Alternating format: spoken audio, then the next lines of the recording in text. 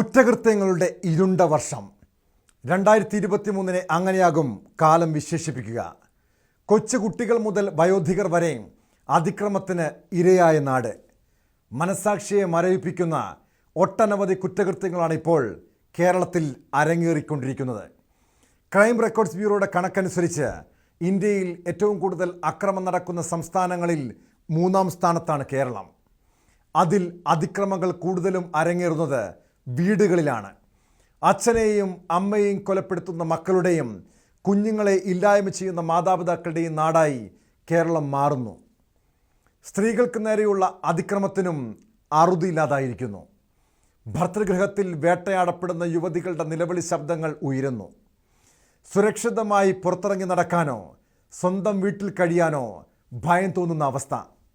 അതുകൊണ്ട് തന്നെയാണ് 2023 കുറ്റകൃത്യങ്ങളുടെ ഇരുണ്ട വർഷമായി വിലയിരുത്തുന്നത്. സ്വാഗതം.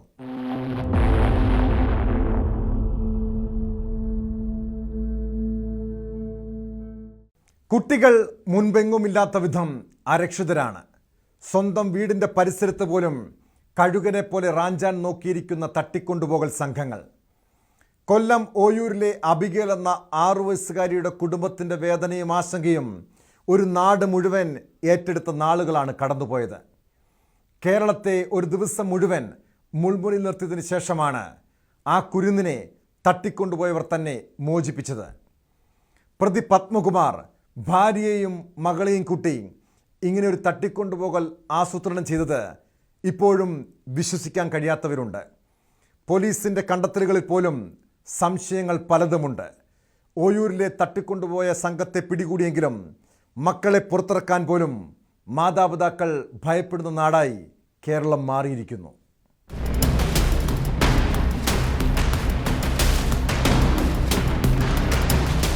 ശിഥിലമായ കുടുംബാന്തരീക്ഷം മൂലം വീടുകളിൽ നിന്ന് മാതാപിതാക്കളോട് പിണങ്ങിയിറങ്ങുന്ന ഒരുപാട് കുട്ടികളുണ്ട് കേരളത്തിൽ.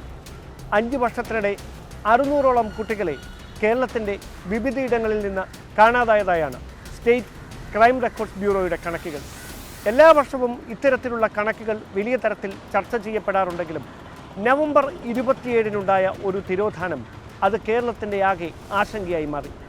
കൊല്ലം ഓയൂരിലെ ഒരു സാധാരണ ഗ്രാമം, ആ ഗ്രാമത്തിലെ 6 വയസ്സുകാരി എന്ന അബിഗേൽ സാറാ റെജിയുടെ പേര്, ആ പേരും പുഞ്ചിരിക്കുന്ന മുഖവും അത് കഴിഞ്ഞ നവംബർ 27-ന് രാത്രി കേരളത്തിന് മുഴുവൻ നൊമ്പരമായി മാറി. സഹോദരനൊപ്പം ട്യൂഷന് പോകുന്നതിനിടയിൽ വാഹനത്തിലെത്തിയ 4-അംഗ സംഘം 6 വയസ്സുകാരിയെ തട്ടിക്കൊണ്ടുപോയി എന്ന വാർത്ത പെട്ടെന്നാണ് കത്തിപ്പടർന്നത്. പിന്നെ വാർത്താമാധ്യമങ്ങളാകെ കൊല്ലം ഓയൂരിൽ. എവിടേക്കാണ് കുഞ്ഞിനെ തട്ടിക്കൊണ്ടുപോയത്? എന്തിനു വേണ്ടിയാണ് കുഞ്ഞിനെ തട്ടിക്കൊണ്ടുപോയത്? ഈ ചോദ്യങ്ങൾക്ക് ഉത്തരം തേടുകയായിരുന്നു അന്വേഷണ സംഘത്തിനൊപ്പം മാധ്യമങ്ങളും. പക്ഷേ കൃത്യമായ ഉത്തരം എങ്ങു നിന്നും കിട്ടിയില്ല. മാത്രവുമല്ല, അഭ്യൂഹങ്ങൾ ഏറെ പ്രചരിക്കുകയും ചെയ്തു. സമൂഹ മാധ്യമങ്ങളിലൂടെ നിതാന്തമായ ജാഗ്രത. കുട്ടിയുടെ ചിത്രം കേരളത്തിൽ അങ്ങോളം ഇങ്ങോളം സമൂഹ മാധ്യമങ്ങളിലൂടെ പ്രചരിച്ചു തുടങ്ങി. പോലീസും ജനങ്ങളും ഒരുപോലെ രാത്രി പകലാക്കിക്കൊണ്ട് 6 വയസ്സുകാരിയെ കണ്ടെത്തുന്നതിന് വേണ്ടിയുള്ള തിരച്ചിൽ ആരംഭിച്ചു. ഒടുവിൽ തട്ടിക്കൊണ്ടുപോയ പത്മകുമാറിനും ഭാര്യയ്ക്കും മകൾ അനുപമയ്ക്കും ചേർന്ന് കുഞ്ഞിനെ ഉപേക്ഷിക്കേണ്ടി വന്നു. പിറ്റേ ദിവസം വൈകുന്നേരം കൊല്ലം ആശ്രമം മൈതാനത്ത്. പണമുണ്ടാക്കുന്നതിന് വേണ്ടി, തങ്ങളുടെ കടം വീട്ടുന്നതിന് വേണ്ടി അവർ കണ്ടെത്തിയ മാർഗമായിരുന്നു കുഞ്ഞുങ്ങളെ തട്ടിക്കൊണ്ടുപോയി വിലപേശുക എന്നാണ് അന്വേഷണ സംഘത്തോട് ചോദ്യം ചെയ്യലിൽ പത്മകുമാറും കുടുംബാംഗങ്ങളും വെളിപ്പെടുത്തിയത്. പക്ഷേ ഈ കഥ അത്ര പെട്ടെന്നൊന്നും വിശ്വസിക്കാൻ പ്രബുദ്ധരായ മലയാളികൾ തയ്യാറായില്ല.